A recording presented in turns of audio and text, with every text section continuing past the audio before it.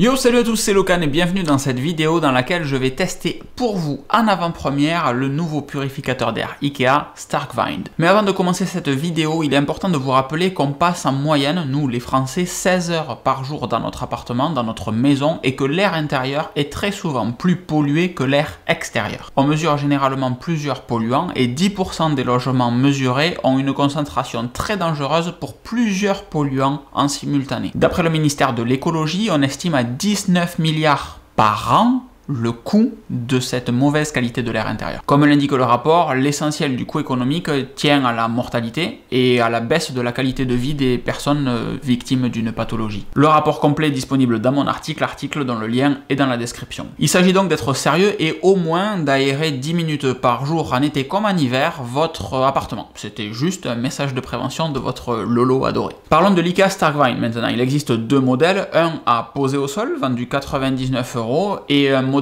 qui fait également office de table d'appoint, vendu 850 €, les deux modèles existants en blanc et en noir. Ils sont tous les deux prévus pour des surfaces de 20 mètres carrés, on parle normalement en mètres cubes, mais bon du coup de 20 mètres carrés. Le filtre à particules de remplacement coûtera dans les 15 €. Je vous dis coûtera puisqu'au moment où je fais cette vidéo, le produit n'est pas encore officiellement sorti ou disponible sur le site IKEA, donc je n'ai pas les tarifs. Et quand je dis prévu pour 20 mètres carrés, ça ne veut pas dire qu'à 21 mètres carrés ça ne marche plus, c'est juste qu'à pleine puissance, il est prévu pour avoir une purification efficace de votre appartement s'il fait 20 mètres carrés, si la pièce fait 20 mètres carrés.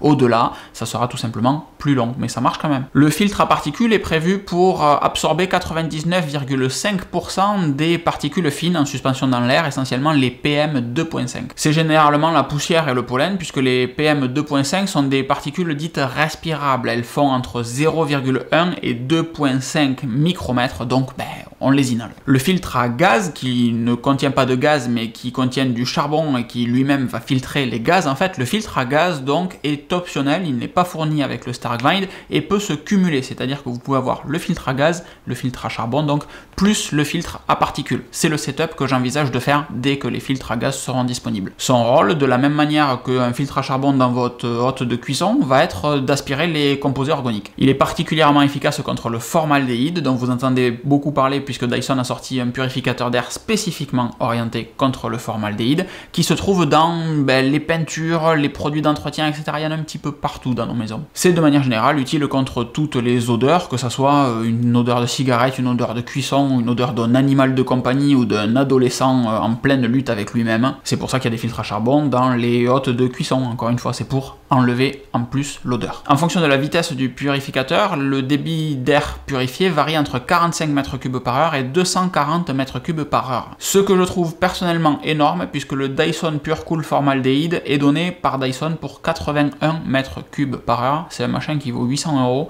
et que le My Purifier Pro je sais pas quoi est donné pour 600 mètres cubes. Le Xiaomi My Air Purifier 3H qui est la référence du marché actuellement, lui est donné pour 380 mètres cubes. Si vous désirez que je fasse un comparatif de ces modèles Xiaomi qui sont encore une fois la référence, le 3H et le Pro H, avec les purificateurs IKEA, il suffit de le dire dans les commentaires, tout simplement, avec vos petites mimines, et ça pourrait être la vidéo de dimanche prochain, par exemple. Si vous mettez un filtre à particules et un filtre à charbon, donc beaucoup de résistance au niveau du purificateur, la consommation est annoncée pour être maximale de 25 watts. Elle est chelou cette phrase. La consommation maximale sera de 25 watts. Comment fonctionne cette IKEA Starkwind? Les deux versions ont un capteur de qualité de l'air qui est situé soit sur le dessous pour la table, soit sur l'arrière pour celui à poser. L'air est aspiré côté filtre du coup, donc par le dessus ou le devant entre la tablette de protection et le filtre, et rejeté par les côtés, les petites aérations que vous voyez. Un filtre à poussière protège évidemment le filtre à particules et le filtre à charbon. Filtre à poussière qu'il faudra d'ailleurs nettoyer régulièrement, ainsi que le capteur de qualité de l'air. IKEA nous dit de faire ça régulièrement. Qu'est-ce que ça veut dire? On ne sait pas. Si vous êtes dans un environnement où il y a beaucoup de poussière, mettez-le dans votre petite routine du dimanche. Je passe l'aspirateur à la serpillière, je nettoie les lavabos, j'arrose mes plantes et je passe un coup d'aspirateur dans mon purificateur d'air. L'air purifié est donc soufflé par les côtés du purificateur d'air Starkvine dans des fréquences qui sont relativement basses, pas trop agressives, c'est assez confortable. Pour simuler un air saturé de polluants, j'allume une feuille de papier à côté du purificateur d'air Ikea, et contrairement au modèle Dyson qui eux réagissent très vite, très fort, il y a une importante inertie qui est présente ici. C'est dommage parce que ça laisse le temps aux polluants, alors dans mon cas ma fumée ou tout simplement une odeur de cuisine, une cigarette, peu importe, de se propager dans la pièce et donc de devoir mettre plus de temps puisqu'il faudra purifier de l'air qui se trouve loin du purificateur, donc la purification prendra davantage de temps. Encore une fois, les modèles Dyson vont réagir très fort, très vite, trop fort et trop vite, mais au final, la zone nettoyée reste contenue autour du purificateur. Par contre, pour aider l'algorithme de YouTube, vous pouvez liker cette vidéo et en échange, moi je vous propose cette magnifique photo d'un bébé Highland Cattle. Est-ce qu'il est pas trop mignon? L'utilisation connectée du purificateur Starkvine d'IKEA se fait comme tous les produits IKEA connectés avec l'application Home Smart, puisque chez IKEA, la maison vient avant le côté intelligent de la maison. Il vous faudra rester appuyé quelques secondes sur le bouton d'association et automatiquement le produit va remonter dans votre application. À l'intérieur de l'application IKEA Home Smart, vous aurez accès aux réglages du purificateur, comme évidemment le curseur qui va vous permettre de gérer la puissance du ventilateur, le bouton auto pour activer le mode auto, un logo de cadenas qui permettra de verrouiller l'interface physique du purificateur si jamais vous avez des enfants qui aiment bien jouer avec les boutons, si jamais vous avez des enfants en fait. Et sur la droite de l'application, le petit logo de filtre vous permet de lancer une inspection du filtre. Alors l'inspection se fait tous les 6 mois et puis ensuite vous avez besoin de le remplacer ou pas, mais c'est déterminé au moment de l'inspection. Et c'est réellement tout ce qu'on a dans cette application. J'aurais aimé qu'il y ait des graphiques, une notion d'historique, un peu plus de data en fait, qu'on sache ce qu'il se passe dans le purificateur et pourquoi il réagit de la manière dont il réagit, ou si on a besoin de mettre en place des mesures correctives qui vont permettre d'avoir un air plus sain à l'intérieur, c'est quand même l'idée. Encore une fois, ce produit n'est pas sorti officiellement, il n'est pas sur le site d'IKEA, moi je l'ai parce que je suis allé faire un tour par hasard chez IKEA pour acheter des ampoules et il y avait le purificateur d'air, donc j'ai dit